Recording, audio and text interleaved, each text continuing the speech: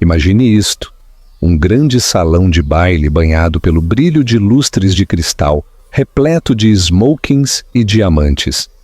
Uma mulher grávida, esforçando-se para manter um sorriso corajoso, encontra-se num canto do salão enquanto os sussurros giram ao seu redor como uma maré voraz. De repente, chega a amante, magra, deslumbrante, irradiando confiança, e fixa seu alvo nela. Ela oferece um comentário sarcástico alto o suficiente para que todos ouçam, zombando da barriga evidente e da situação precária da esposa. Os suspiros de choque enchem o ar.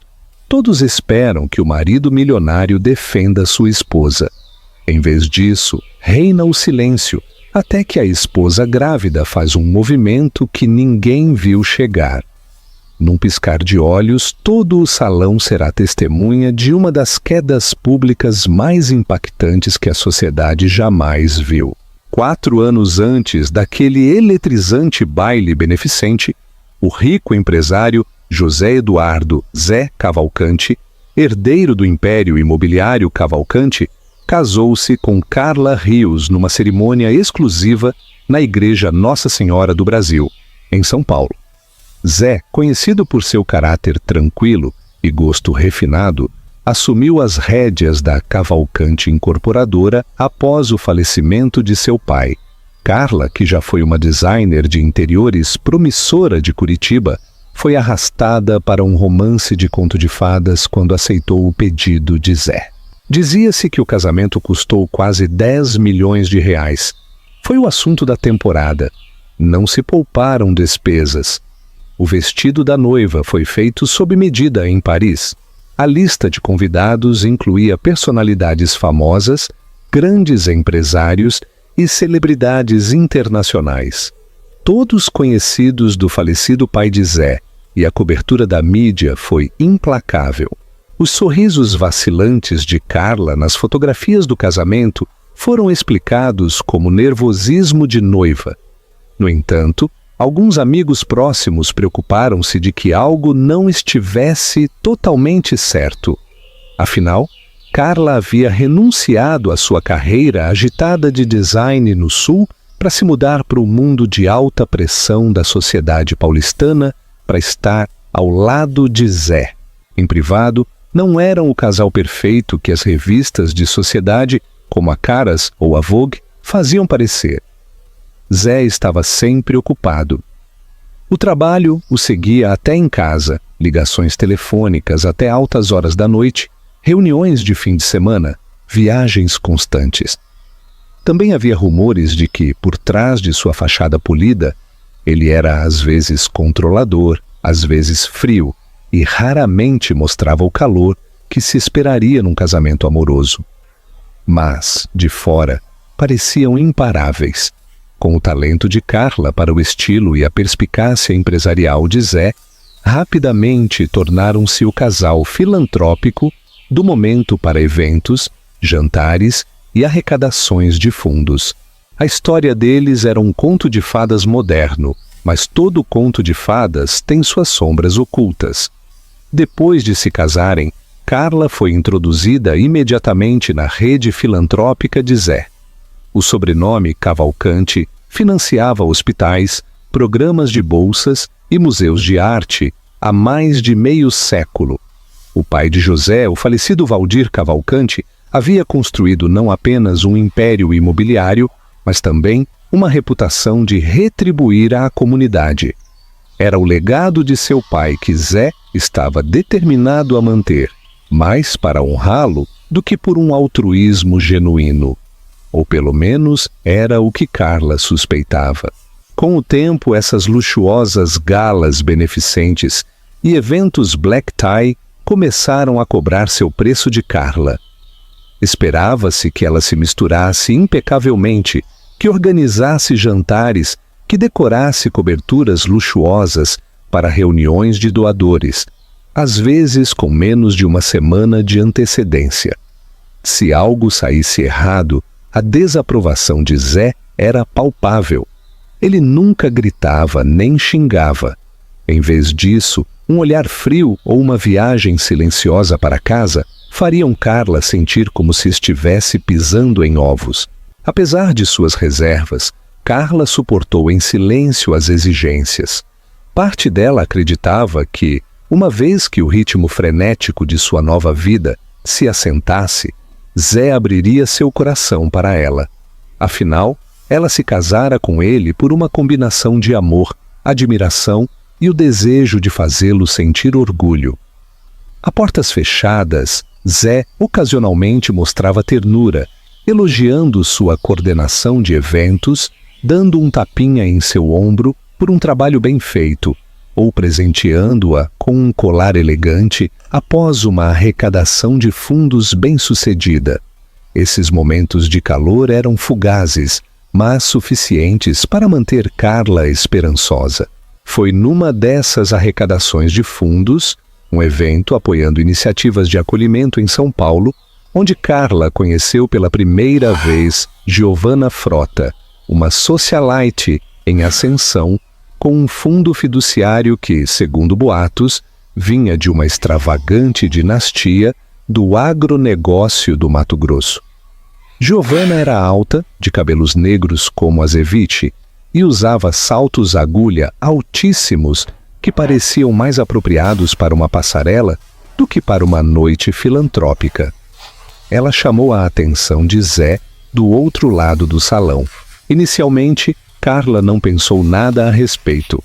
Zé era uma pessoa sociável e tinha que manter as cortesias com os grandes doadores ou seus herdeiros. Mas, com o tempo, pequenos rumores começaram a circular. Amigos do círculo de Carla mencionaram ter visto Zé e Giovanna no mesmo canto do mesmo lounge exclusivo nos jardins em múltiplas ocasiões, uma vez sem Carla. Funcionários da Fundação Cavalcante afirmaram que Giovanna havia se tornado uma voluntária ativa, trabalhando até tarde no escritório, muitas vezes coincidindo com o horário de Zé. Carla tentou acalmar suas suspeitas, lembrando a si mesma que Giovanna estava envolvida em esforços filantrópicos, assim como todos os outros naquele círculo. Mas a linguagem corporal de Giovanna, inclinando-se um pouco demais perto de Zé, e sua risada um pouco alta demais diante das piadas dele, fizeram o sangue de Carla gelar. Ela confidenciou isso a uma única amiga próxima, Natália, que conhecia Carla desde a faculdade. Natália era uma advogada que tinha visto disputas matrimoniais suficientes para detectar sinais de alerta a quilômetros de distância. Não ignore seus instintos, advertiu Natália durante um chá da tarde na cobertura de Carla. Se ele está te traindo, você precisa de provas. Precisa estar preparada. Carla resistiu, recusando-se a acreditar que pudesse ser tão grave. Ainda queria confiar em seu marido. Então, ignorando as pontadas de dúvida, colocou um sorriso no rosto em cada evento, mesmo que se tornasse cada vez mais forçado toda vez que Giovanna entrava na sala. O mundo de Carla balançou num dia de outono quando descobriu que estava grávida. Os enjoos matinais e a exaustão que ela atribuía ao estresse do planejamento de eventos foram explicados por um teste rápido de farmácia que mudou sua vida.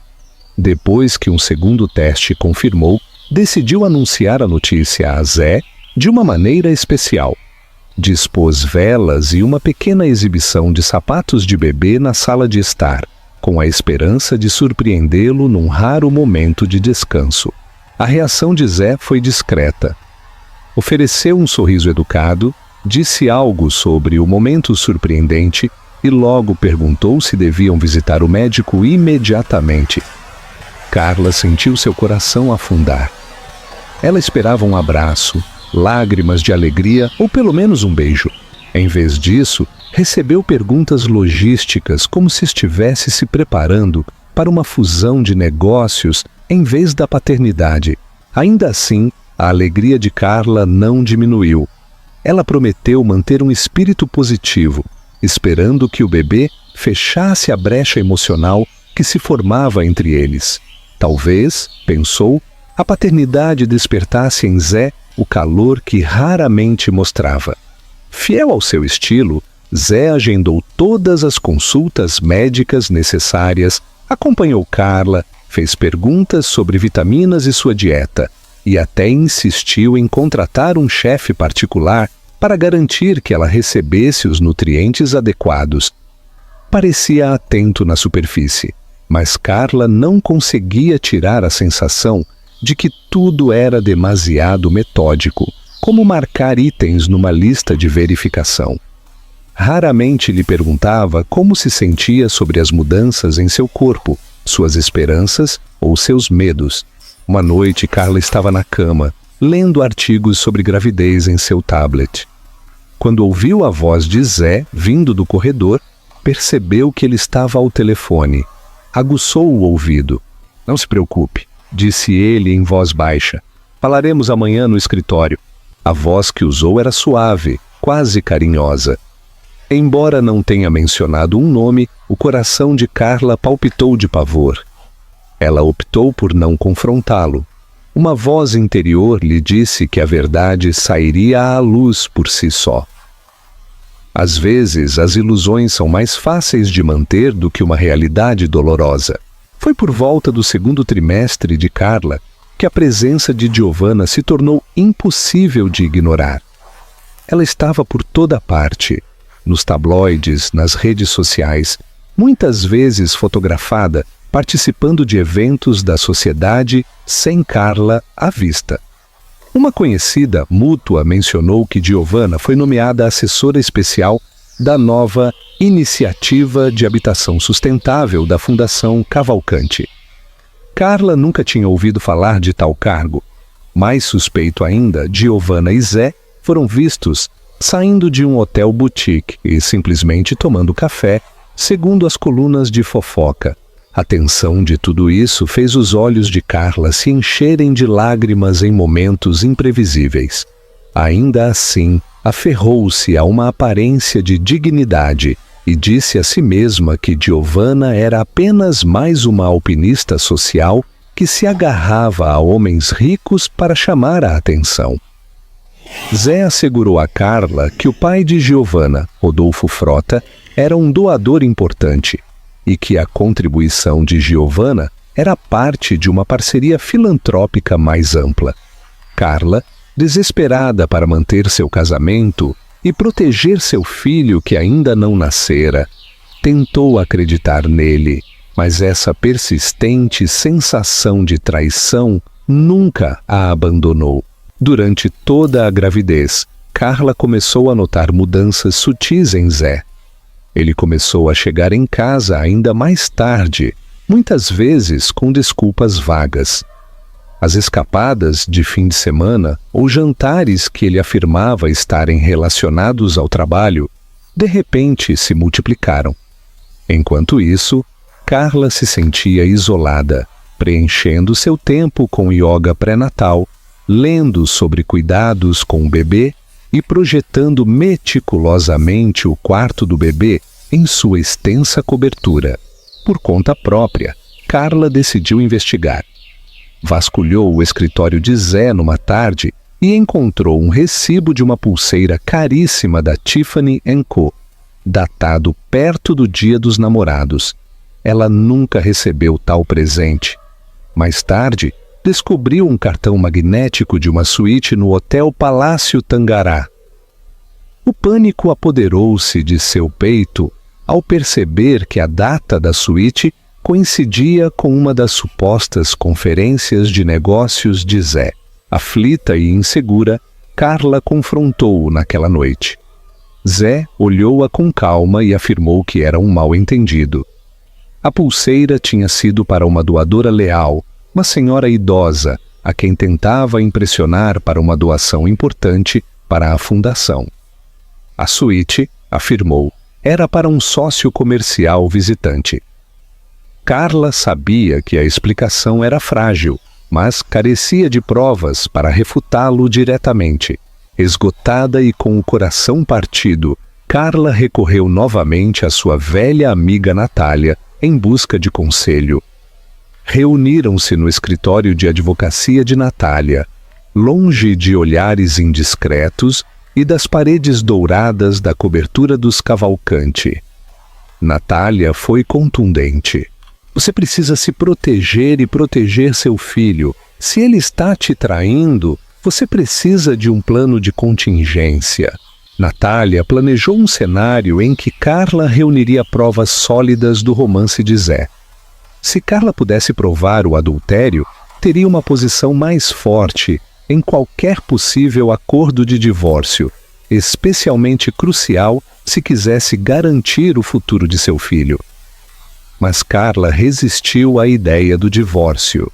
"Estou grávida", disse ela com lágrimas nos olhos. "Não posso simplesmente desistir." Natália segurou sua mão.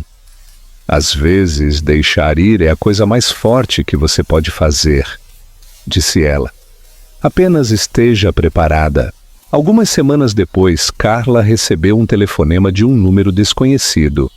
A voz trêmula de uma mulher identificou-se como Bia Chen, assistente administrativa da Fundação Cavalcanti. Bia hesitou em revelar algo no início, mas insistiu que tinha informações vitais para Carla. Acordaram encontrar-se num café discreto na Vila Madalena, longe dos habituais lugares de luxo frequentados pela elite, tomando uma xícara de chá de camomila. Bia confessou que tinha visto e-mails suspeitos entre Zé e Giovanna, cheios de sentimentos pessoais e alusões a fins de semana fora. Havia ouvido telefonemas onde Giovanna se referia a Carla como a esposa sonsa, e o mais nauseante, Giovanna dizia com frequência: "Mal posso esperar para que o bebê nasça para poder despachá-lo com uma babá e nos divertirmos." Os olhos de Bia encheram-se de lágrimas, como se não pudesse suportar guardar o segredo por mais tempo. "Eu sei o que é ser ignorada", sussurrou Bia. "Não podia ver você sofrer sem ao menos te dizer a verdade." Carla apertou sua xícara de chá, seu coração batendo com uma mistura de fúria e desilusão. Isto já não era especulação. Zé estava tendo um caso, e Giovanna estava zombando de Carla, inclusive ridicularizando seu filho, que ainda nem havia nascido. Armada com as revelações de Bia, Carla sentiu sua determinação endurecer como aço.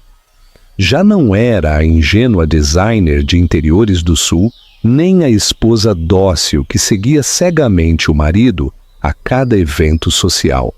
Era uma mãe determinada a proteger seu filho. Carla decidiu contratar uma investigadora particular, uma recomendação que Natália fizera meses atrás. A investigadora, uma mulher serena chamada Helena Prado, especializava-se em casos de alto perfil com absoluta discrição. Em questão de dias, Helena confirmou o que Carla já suspeitava. Zé e Giovanna mantinham um flat luxuoso nos arredores do Itaim Bibi para seus encontros clandestinos. Helena forneceu datas, horários, fotografias e até chamadas telefônicas gravadas, evidência suficiente para destroçar o coração de Carla em 1000 pedaços. Mas em meio às lágrimas, Carla sentiu uma estranha sensação de libertação. Já não precisava fingir. Tinha os fatos e os meios para proteger a si mesma e a seu filho não nascido. O próximo passo era descobrir como e quando confrontar Zé. Mais importante ainda, tinha que fazê-lo de uma maneira que não lhe deixasse espaço para manipulá-la ou manchar a reputação dela. Precisava fazê-lo publicamente, onde a persona cuidadosamente elaborada de Zé trabalharia contra ele.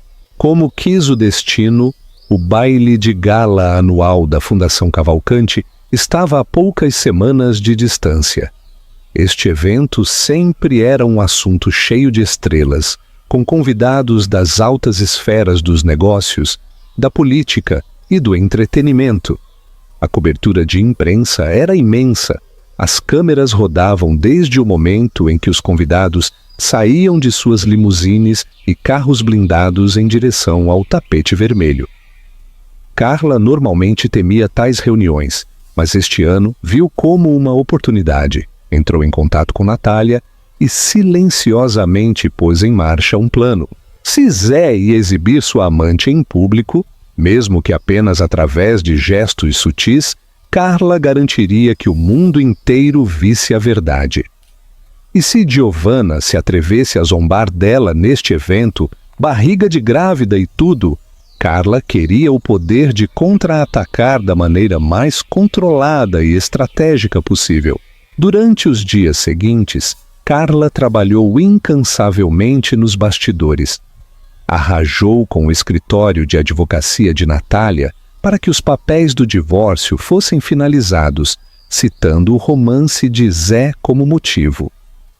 Preparou um envelope separado contendo as provas condenatórias, fotografias, transcrições, recibos, tudo. O detalhe culminante foi o local e a maneira em que Zé seria notificado, sob o mais brilhante dos holofotes.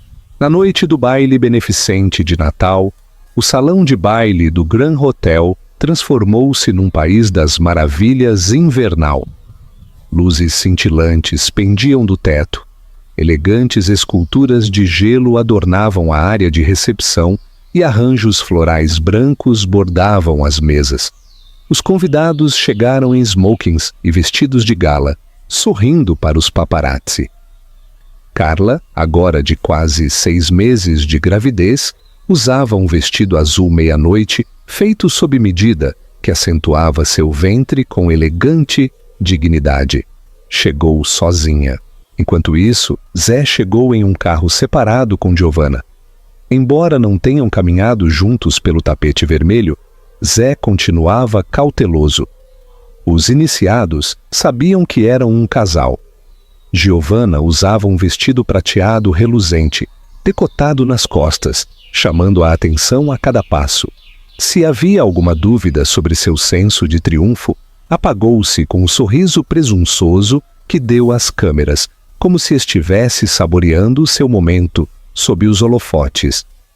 Carla manteve-se serena, cumprimentando velhos conhecidos e doadores com compostura praticada.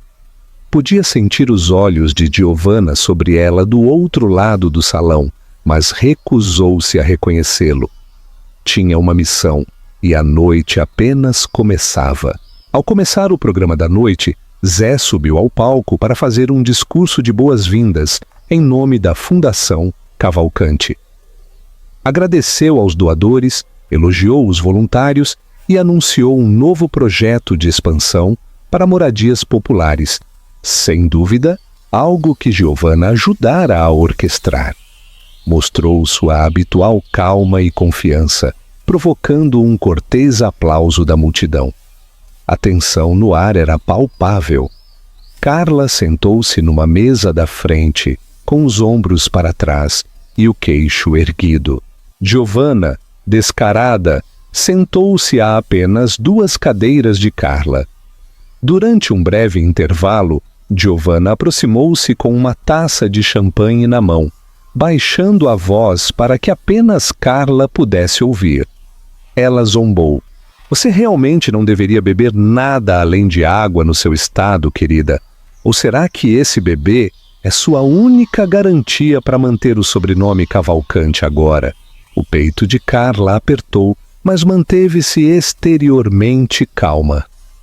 Estou perfeitamente bem, respondeu suavemente. E também o está meu filho. Giovanna soltou uma risada de desprezo. Veremos quanto tempo isso dura. Com isso, afastou-se, deixando Carla fervendo de raiva. Mas Carla não cairia na armadilha. Tinha planos maiores. O verdadeiro espetáculo começou quando Giovanna subiu ao palco como a recém-nomeada diretora de relações com doadores para apresentar uma performance musical. Acompanhada por um quarteto de cordas, Giovanna falou ao microfone sobre o espírito filantrópico da fundação, lançando indiretas veladas às famílias tradicionais que enfrentam desafios para os quais talvez não estejam preparadas, provocando olhares de soslaio daqueles que suspeitavam o que ela implicava. A multidão, uma mistura de socialites alheios e observadores astutos, trocou murmúrios. Alguns viram através da fachada de Giovanna. Outros pensaram que simplesmente aludia a problemas filantrópicos gerais. Mas para Carla, cada palavra foi sentida como uma faca. Suas bochechas ardiam. Seu coração acelerava. Podia ver Zé ao lado do palco, com os braços cruzados, parecendo vagamente divertido. Ou era nervosismo? A amante estava zombando da esposa grávida na frente de todos, agindo como se tivesse alguma autoridade moral. Mal sabia Giovanna que Carla tinha uma última cena para encenar. Depois do discurso de Giovanna, os convidados começaram a misturar-se novamente.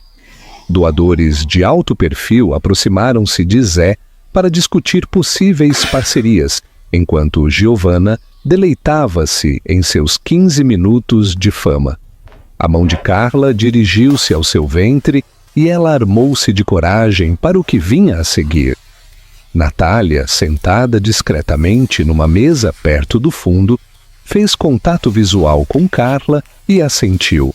Havia chegado o momento. O mestre de cerimônias anunciou um segmento especial, uma apresentação surpresa, a cargo de Carla Rios Cavalcante. As pessoas aplaudiram educadamente, curiosas. Carla dirigiu-se ao palco com um microfone na mão. Os holofotes a iluminaram, revelando o ligeiro tremor em sua postura. Mas sua voz, quando falou, era clara e inabalável. Começou agradecendo aos doadores e expressando sua gratidão pelo legado filantrópico da família Cavalcante. Suas palavras transmitiam uma sinceridade que contrastava fortemente com o monólogo presunçoso de Giovanna.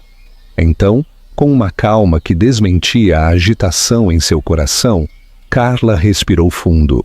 Gostaria de convidar meu marido, José Eduardo Cavalcante, ao palco para um breve anúncio. A multidão aplaudiu, e Zé aproximou-se com o rosto cuidadosamente neutro. Giovanna ficou nas sombras, com os braços cruzados e os lábios apertados. Não tinha nem ideia do que ia acontecer. Quando Zé se juntou a Carla sob as luzes, ela lhe dedicou um sorriso sereno. José, durante os últimos meses, nos apoiamos mutuamente em diversas iniciativas filantrópicas. Pelo menos assim pode ter parecido. A multidão ficou em silêncio, sentindo a tensão. As câmeras estavam gravando, capturando cada momento. Carla continuou. Mas esta noite, devo dizer uma verdade que me pesa muito. Estou aqui não só como sua esposa, mas como a mãe do seu filho, que ainda não nasceu. E embora eu acreditasse que estávamos construindo um futuro juntos, parece que há outra história. Uma que envolve traição, segredos e desonra. A audiência se agitou. Alguns suspiraram. Alguns olharam uns para os outros sem saber como reagir. Num canto, Giovanna empalideceu. Sua confiança vacilou. Carla tirou um envelope pardo e o levantou. Lamento informar a você e a todos os nossos estimados convidados que não tenho outra escolha senão solicitar o divórcio. Entregou o envelope a Zé, que permaneceu imóvel, com a surpresa piscando em suas feições. Os murmúrios estenderam-se pela multidão como uma tempestade iminente. Este envelope contém provas documentadas do caso de José Eduardo Cavalcante com Giovanna Frota, declarou Carla. Ao mencionar o nome de Giovanna, as câmeras dirigiram-se para ela, capturando seu olhar de horror. Há fotografias, transcrições e declarações que, estou certa, explicarão a fundo por que cheguei a esta decisão. Um suspiro coletivo encheu o salão de baile. A mandíbula de Zé se apertou.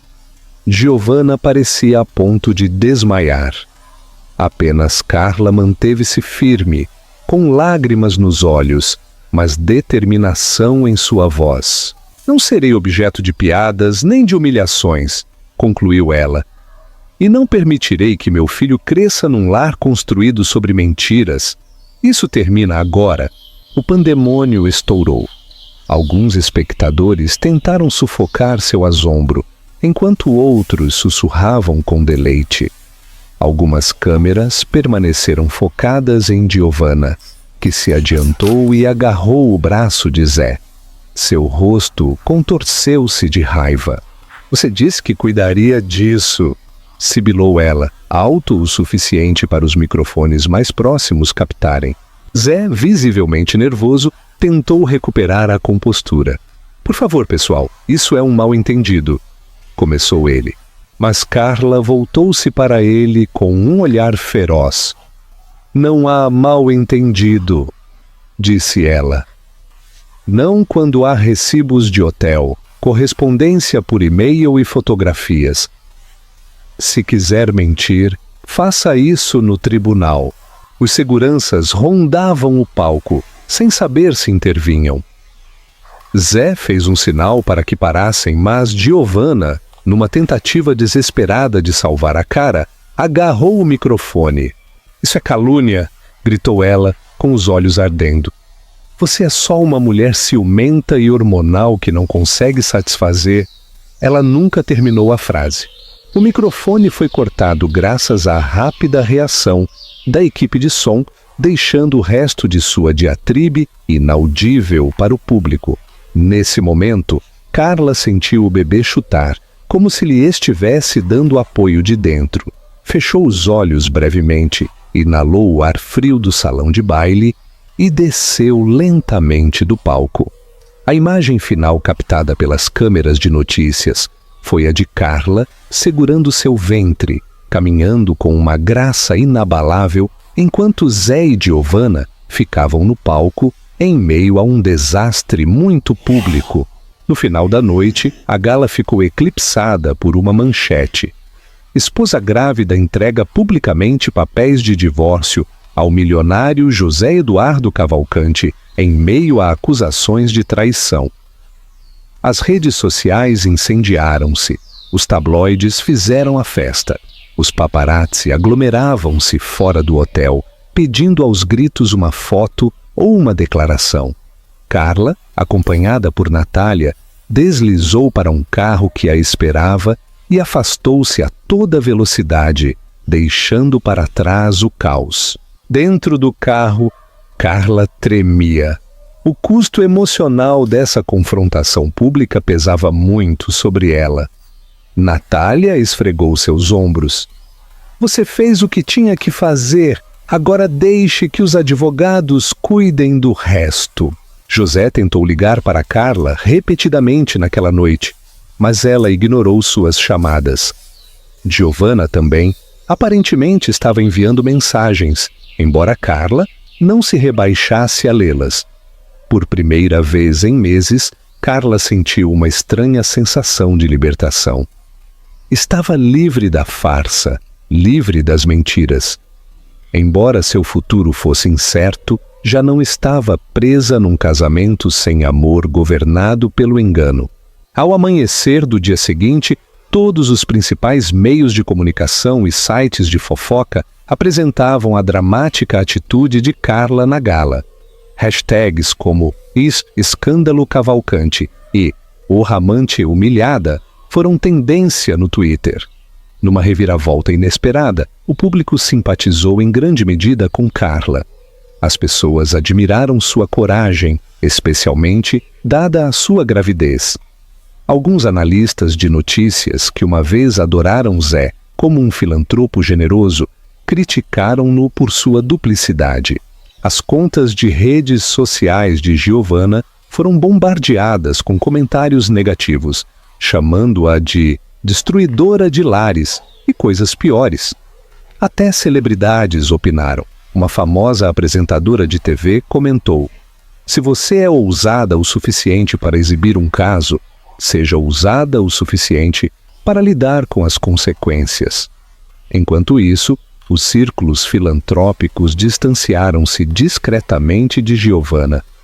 Correram rumores de que seu pai, Rodolfo Frota, estava furioso por seu comportamento imprudente, temendo que pudesse manchar o sobrenome da família.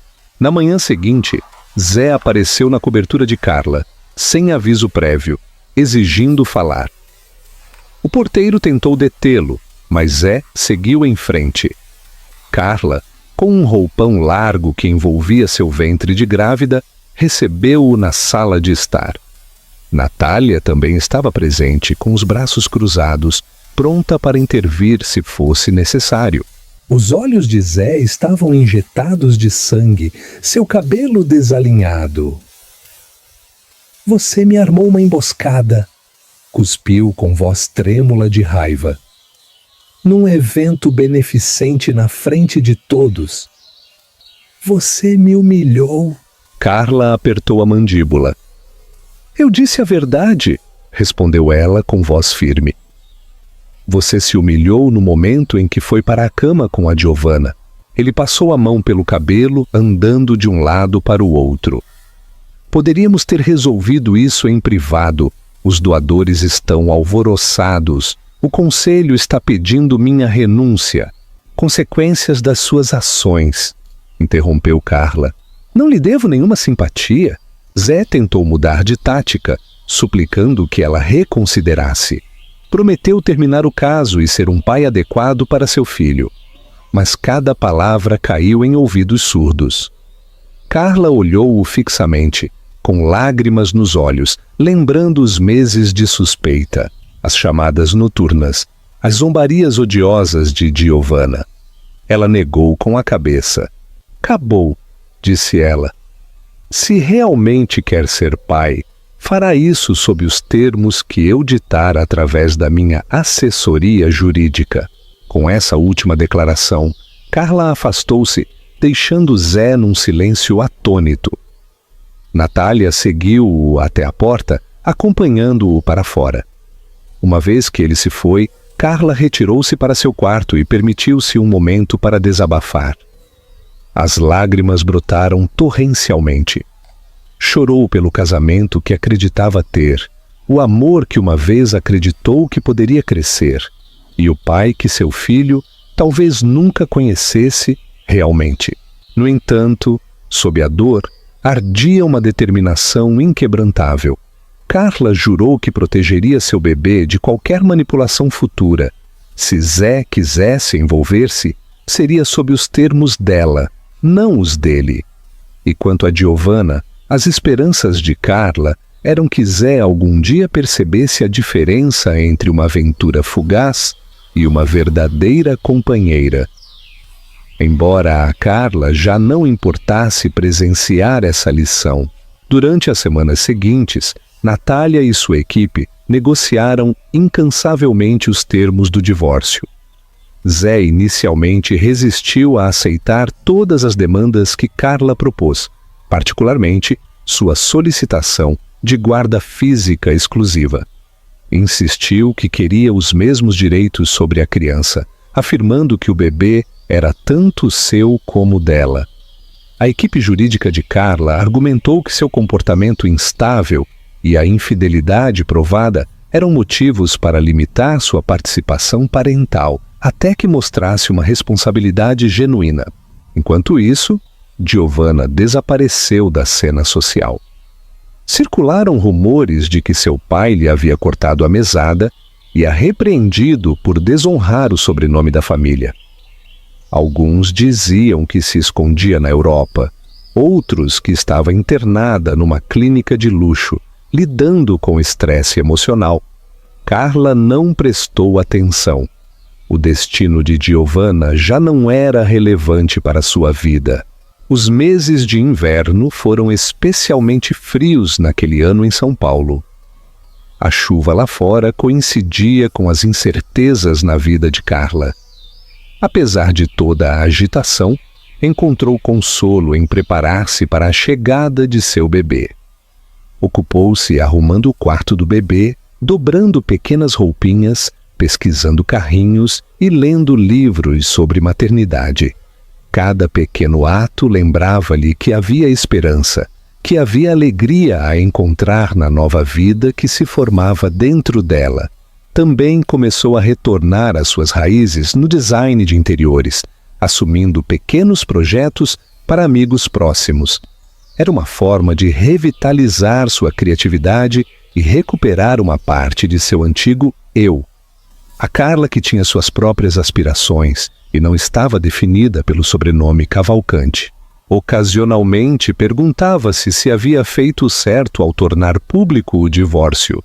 No entanto, cada vez que a dúvida se instalava, lembrava-se da careta de Giovanna e da fria indiferença de Zé. A verdade precisava ser exposta. Numa tentativa de salvar sua reputação e à base de doadores da Fundação Cavalcante, Zé agendou uma coletiva de imprensa na sede da fundação. Leu um comunicado preparado no qual se desculpou com qualquer pessoa que tenha sido ferida por minhas decisões pessoais e mencionou especificamente seu arrependimento por suas falhas como marido. Publicamente comprometeu-se a continuar servindo como membro do conselho, mas declarou que se retiraria de seu papel de liderança diária, citando razões pessoais. A desculpa obteve reações mistas. Alguns o elogiaram por assumir seu erro, outros o desprezaram por não fazê-lo antes. Carla viu um fragmento no noticiário da manhã. Notou o quão cuidadosamente elaboradas eram suas palavras. Nenhuma única vez mencionou Giovanna pelo nome, nem se dirigiu diretamente ao bebê. Achou aquilo carente de sinceridade, mas pelo menos a pressão pública o havia forçado a reconhecer sua má conduta, uma pequena vitória aos olhos de Carla. À medida que Carla avançava em seu 7º mês de gravidez, seus estados emocionais oscilavam. Estava eufórica com cada chute e movimento de seu filho, mas as noites costumavam ser de insônia, cheias de ansiedade pelo futuro. Seria suficiente para seu bebê? Poderia brindar-lhe o amor e a estabilidade necessários sozinha? Tinha recursos, sim, mas o dinheiro nunca foi um substituto do apoio emocional. Às vezes, os pensamentos de Zé a perseguiam em seus sonhos. Lembrava-se dos primeiros dias de seu relacionamento, jantares românticos, passeios, risadas. Perguntou-se se havia idealizado sua união ou se havia existido um afeto genuíno que ambos simplesmente não conseguiram nutrir. Ainda assim, reconheceu que essas fugazes boas memórias não desculpavam a traição. O homem que uma vez lhe havia levado rosas também lhe havia destroçado a confiança. A solidão tornou-se a companheira constante de Carla, assim que seguiu a sugestão de Natália e juntou-se a um grupo de apoio pré-natal. Reunindo-se uma vez por semana, sentava-se num círculo de futuras mães que compartilhavam suas próprias histórias. Algumas solteiras, algumas em casamentos instáveis, outras felizmente casadas. Estranhamente, consolava a ouvir as lutas de outras mulheres. Percebeu que a angústia podia afetar qualquer um, independentemente de sua posição social. Com xícaras de chá, fez novas amigas que lhe lembraram que a gravidez, embora desafiadora, também era uma jornada transformadora. Uma delas, uma musicista, de voz suave chamada Felícia, também estava separada de seu parceiro. Ambas se uniram por seus medos e esperanças compartilhados, forjando uma nova irmandade que transcendia a riqueza ou o status. Com cada reunião, Carla sentiu que suas feridas começavam a sarar, sua confiança em si mesma recuperando-se pouco a pouco. Uma noite, enquanto cochilava no sofá, Carla ouviu uma batida na porta. Com cautela, abriu para encontrar Zé parado ali, segurando um pequeno urso de pelúcia. Quase lhe fechou a porta na cara, mas a curiosidade a manteve no lugar. — Posso entrar? — perguntou ele em voz baixa. — contra seu melhor julgamento, assentiu. Ele entrou olhando ao redor da cobertura como se tivesse se tornado um lugar desconhecido. Com voz entrecortada, disse que queria falar sobre a guarda compartilhada para estabelecer um horário e um sistema de apoio que não estressasse Carla. Carla ouviu atentamente. Pela primeira vez, Zé mostrou uma preocupação genuína pelo bem-estar do bebê em vez da imagem da situação. Expressou seu arrependimento por suas ações, embora não tenha chegado a reconhecer plenamente o dano. Ainda assim, foi o mais parecido com um remorso real que Carla lhe havia ouvido. Ela concordou em deixá-lo assistir à última consulta de ultrassom, mas deixou claro que isso não mudava nada sobre os procedimentos de divórcio. Zé foi embora depois de meia hora, deixando o urso de pelúcia na mesa de centro. Um pequeno, possivelmente sincero, gesto. Na sessão de ultrassom, Zé juntou-se a Carla na sala de exame. Um silêncio incômodo estendeu-se entre eles até que o técnico começou a ecografia. O batimento rítmico do coração do bebê encheu a sala. A tela piscou, revelando o contorno de um pequeno rosto. Carla sentiu as lágrimas correrem por suas bochechas. Zé também parecia visivelmente comovido, seus olhos marejados. Por um momento frágil, foram simplesmente duas pessoas presenciando o milagre de uma nova vida. O turbilhão de batalhas legais, infidelidade e desamor desvaneceu-se ao fundo.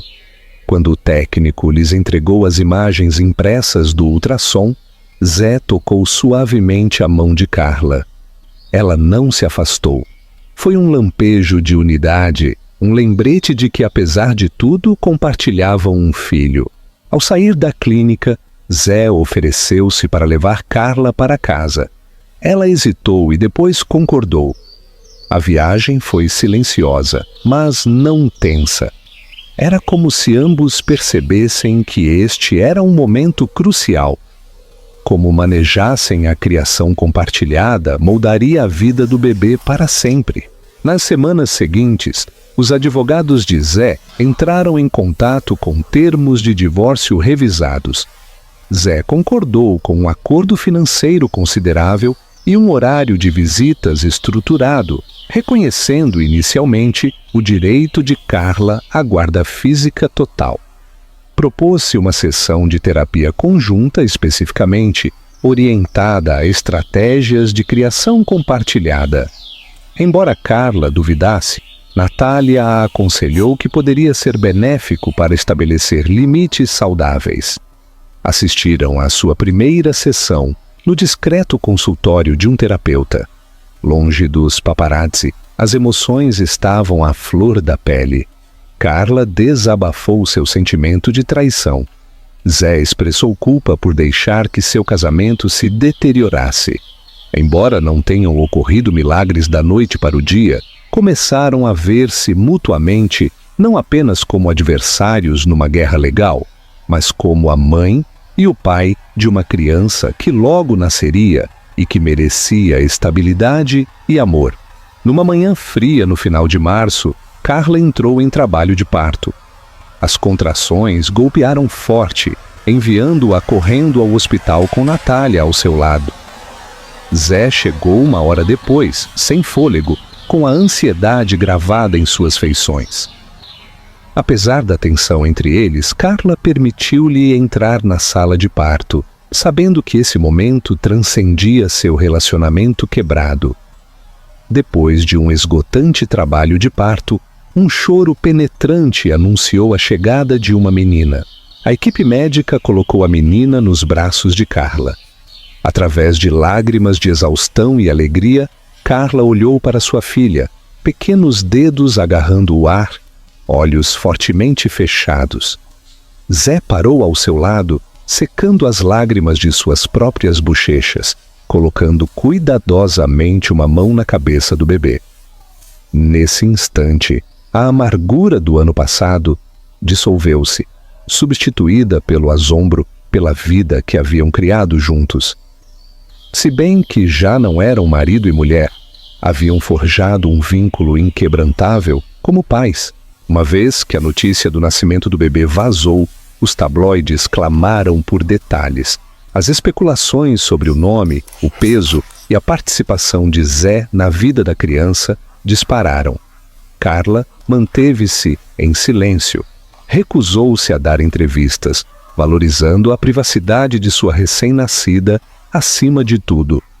Zé também permaneceu em silêncio, apenas emitindo uma breve declaração através de seus advogados. Agradecemos um parto saudável e solicitamos respeitosamente privacidade enquanto nos focamos no bem-estar de nossa filha. Giovanna esteve notavelmente ausente da narrativa. Não houve declarações nem publicações em redes sociais. Parecia que tinha se retirado completamente, expulsa dos círculos da alta sociedade que uma vez a acolheram. Num mundo onde a reputação era tudo, Giovanna havia queimado pontes demais. Se sentia remorso ou vergonha, ninguém podia dizer. Enquanto Carla se recuperava no hospital, Zé a visitava diariamente para ver o bebê. A tensão que uma vez sufocava cada uma de suas interações foi substituída por uma civilidade medida. Falaram sobre horários de alimentação, marcas de fraldas e consultas médicas. Ocasionalmente, o riso abria caminho, um suave lembrete de tempos mais simples. Carla começou a perceber que, embora sempre sentisse a pontada da traição, o amor que sentia por sua filha eclipsava a dor. Escolheu concentrar-se no presente, trocas de fralda, canções de ninar e preciosos momentos de tranquilidade. Zé, por sua parte, parecia genuinamente comprometido com a paternidade. Isso não apagava seus erros passados, mas era um passo para estar presente para sua filha. Passaram-se os meses. Carla abraçou a maternidade com uma devoção feroz. Também retomou o atendimento de mais clientes de design de interiores, equilibrando seu tempo entre o cuidado de sua filha, a quem chamou Isabela, e o cultivo de sua carreira ressurgente. Mudou-se da cobertura comprando uma casa acolhedora na Vila Madalena. Embora menor, era completamente sua. Um testemunho de sua independência. Os amigos maravilharam-se de como manejava a maternidade solo e uma agenda ocupada. Carla, no entanto, encontrou uma força dentro de si mesma que nunca soube que existia. O desamor pela aventura de Zé e o espetáculo público do divórcio a haviam forjado numa mulher mais forte. Ela atesourava as noites tranquilas, balançando Isabela para dormir, encontrando nesses ternos momentos uma sensação de plenitude que havia ansiado durante muito tempo. Nos fins de semana, Zé levava Isabela ao parque ou em visitas curtas à sua própria residência. O arranjo transcorreu sem problemas, graças em grande parte às sessões de terapia e ao acordo legal claramente definido. Carla, às vezes, sentia pontadas de tristeza ao ver Zé segurar Isabela, memórias do que poderia ter sido flutuando em sua mente. Mas ela decidiu manter a paz pelo bem de Isabela. Com o tempo, encontraram um ritmo. Se bem que Zé permaneceu algo distante emocionalmente, seu amor por Isabela era evidente. Mantinha um quarto para ela em sua própria casa, abastecido com tudo o que ela pudesse precisar. Gradualmente, Carla amoleceu, reconhecendo que a paternidade havia aberto um canto do coração de Zé que nunca havia visto por completo. Embora o dano ao seu casamento fosse irreparável, o presente de um filho ofereceu a ambos a oportunidade de cultivar um tipo diferente de dinâmica familiar, respeitosa, se não afetuosa. Ocasionalmente, Carla ouvia rumores sobre o paradeiro de Giovanna. Um dado a situava num centro de reabilitação de luxo, lidando com reportados problemas de esgotamento e saúde mental. Outra coluna de fofoca sugeria que estava tentando escrever um livro revelador sobre suas experiências com homens de alto perfil. Carla raramente prestava atenção a tais rumores. Ela havia ganhado sua própria batalha, sua dignidade e o futuro de sua filha estavam assegurados.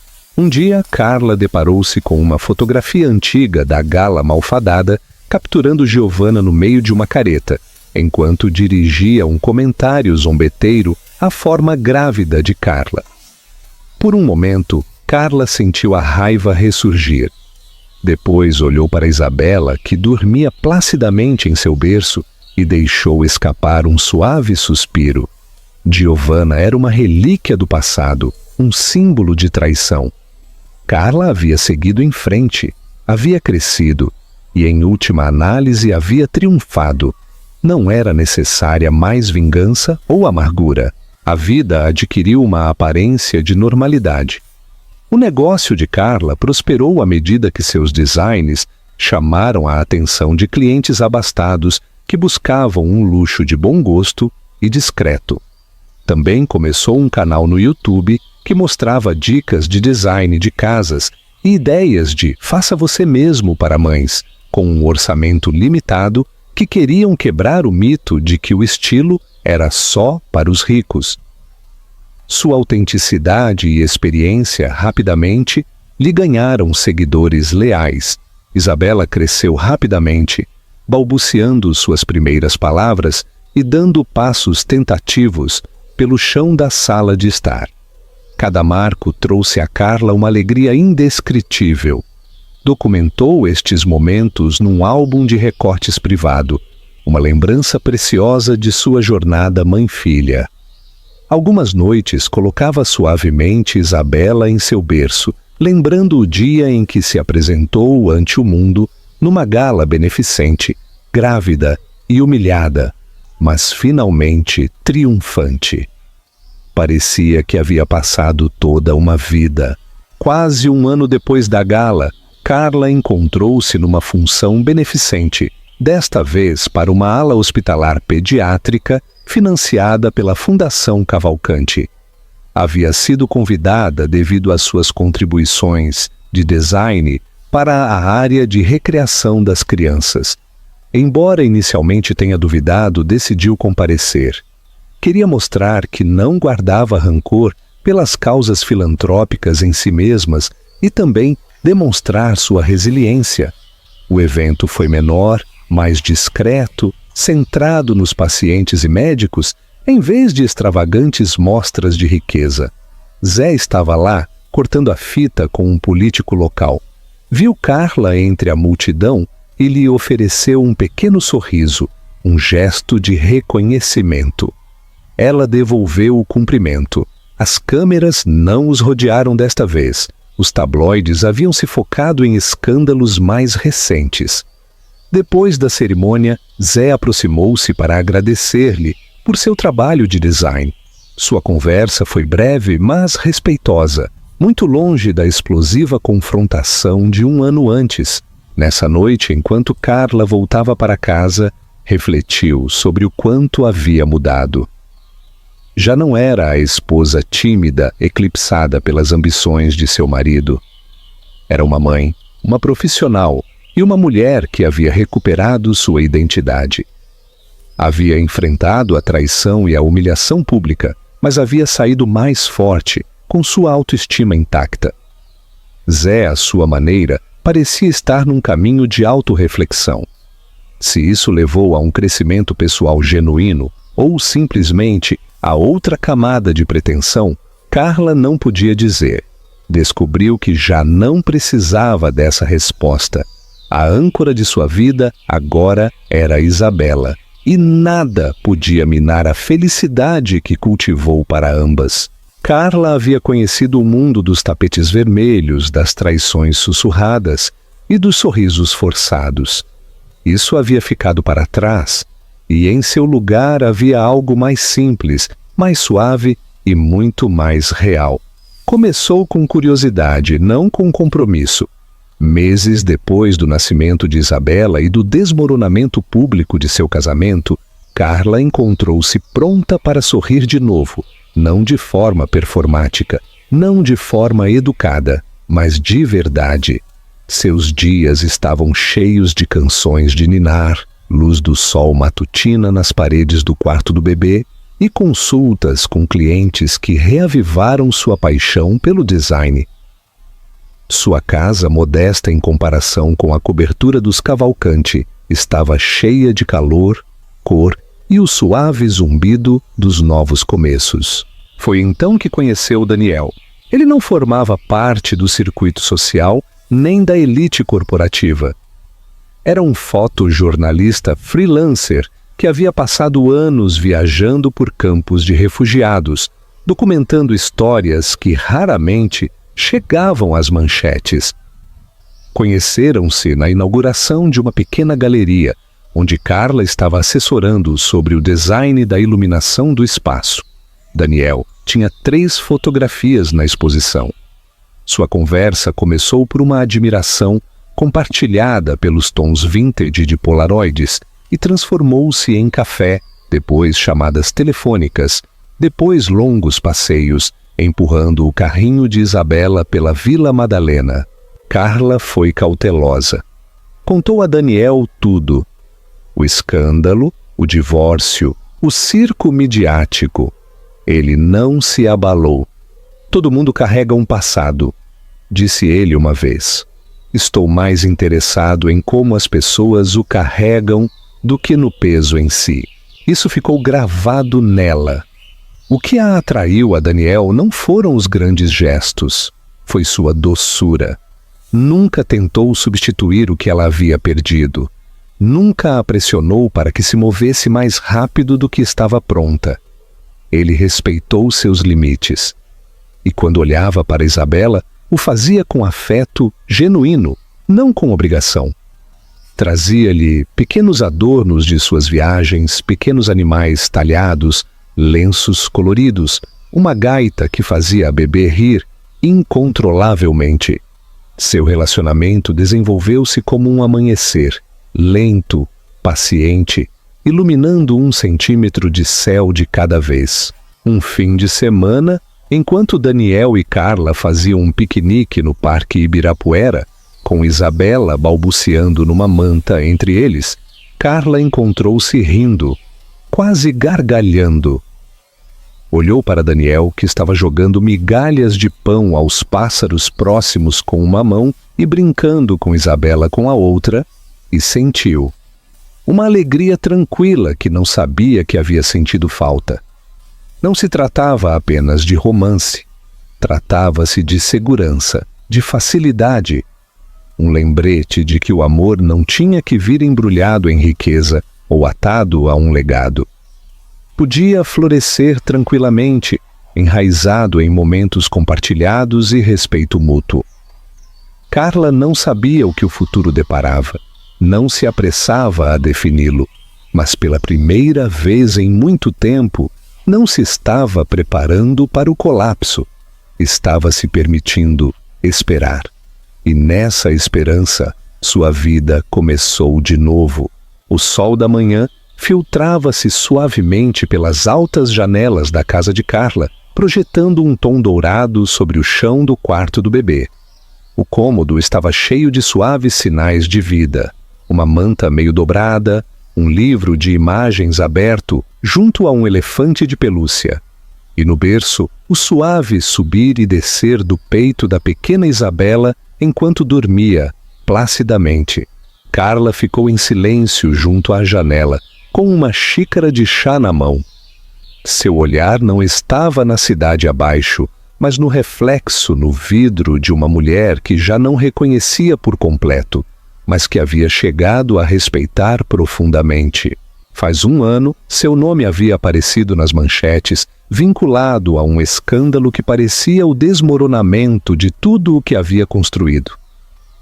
A amante zombou da esposa grávida numa gala beneficente. O milionário recebeu os papéis de divórcio no palco. O mundo havia observado, julgado, especulado. Durante dias, até semanas, sua vida não era sua. Mas agora, enquanto o amanhecer a envolvia como um suave xale, via de outra maneira. Essa noite, dolorosa e humilhante como havia sido, tinha se tornado o momento em que deixou de se encolher e começou a manter-se erguida. Havia sido seu ponto de ruptura, mas também seu começo. Afastou-se da janela e caminhou até o berço de Isabela, afastando uma suave mecha de cabelo da testa de sua filha. A bebê suspirou em seu sono, aninhando-se ligeiramente para o calor do toque de sua mãe. Esse simples gesto comoveu algo profundo dentro de Carla. Não era amargura, era clareza. Já não pensava em Giovanna, a mulher que uma vez tinha zombado de seu ventre em público. Tampouco se deteve na traição de Zé. Essas memórias haviam sido processadas, arquivadas e colocadas onde pertenciam, no passado. Sua presença já não tinha o poder de quebrá-la. O que a enchia agora era algo completamente novo. Paz, propósito e a tranquila emoção de uma vida recuperada segundo seus próprios termos. Seu negócio estava prosperando. Seu canal no YouTube, uma ideia inicialmente vacilante, nascida na quietude do desamor, havia encontrado sua voz. E mais que nada, seu lar agora ressoava com amor, risos e o ritmo constante de uma mãe e uma filha aprendendo o mundo juntas. Alguns ainda poderiam chamar o que lhe aconteceu de escândalo. Outros poderiam vincular para sempre seu nome a uma queda pública. Mas Carla sabia a verdade. Não foi um escândalo, foi um renascimento. Ela beijou a testa de Isabela e sussurrou: "Nós conseguimos." E nessa simples verdade encontrou tudo o que precisava saber. Obrigado por me acompanhar nesta montanha-russa emocional de amor, traição e triunfo final. A história de Carla nos lembra que mesmo nos momentos mais sombrios, quando uma esposa grávida é objeto de zombarias frente à alta sociedade e a traição de um marido milionário se desenrola no palco principal, a coragem pode brilhar. Ela transformou a angústia em empoderamento e emergiu mais forte que nunca, não só para si mesma, mas para o futuro de sua filha.